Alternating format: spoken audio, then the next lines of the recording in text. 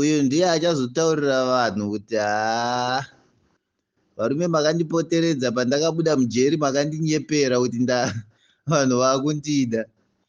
Hatina munhu watinomboda izvo. Vasambofa vakanyepa vanhu vemunyika munomu kuti tinovada.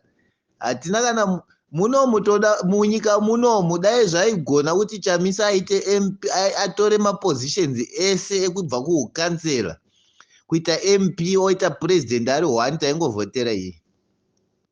Rumwe rudhende rwese ndoda kuti ndikutaurire kana paine ma-MP nemakansela panapa. Hatisi kukuvhoterai nekuti tokudai, hatina kana basa nemi.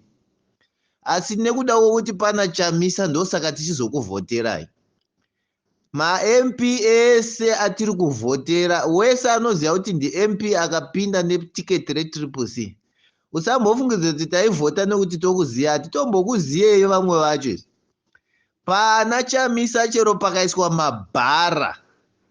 mabhara anozopushwa achienda kuparliament, we can vote for those wheelbars. Saka vanhu musazomboti kana wakavhoterwa katatu uri MP ofungidzira kuti otherwise wane vanhu, hauna kana chinhu. Paunongoda kubva mukomana uyu ari kubva kujera anozviziva uyu. Akagara kangani paakabva kwaMudhara Mogiza achitadza kuitora St Mary's. Akuda kuzoirota futi St Mary's iyoyo. Akuda kutoita yekurotazve.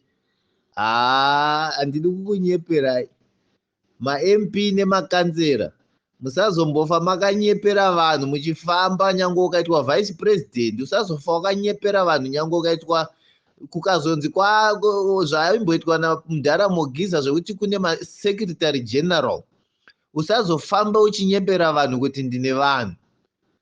Isusu kana tati Chamisa pamberi ndo watoda, kana tati Mogiza zvataita kuna Mogiza tati pamberi.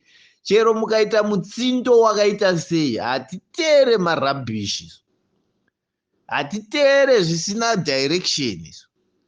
Munhu wese anobva pana Chamisa ndewe ZANU.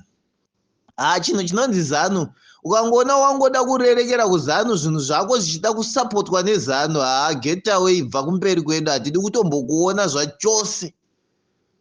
Zvachose handidi kutombokuona apa ndikutaura chibva ndatopedza, hatidi nonsense dzinenge dzinobayirwa tsono neZANU. Hatisi kuda izvozvo. Ngaende kubhini murume uyu atozvipinza mubhini ega, changosara kuti rinokandwa uku. Ameno kwavanoita madhira awo uko nana uyo kwaChabangu uyu ameya vonorasa kupomona. Tidi kumkunyeperai varume. Ma-MP nemakansela kana muri munomu, muna vanhu.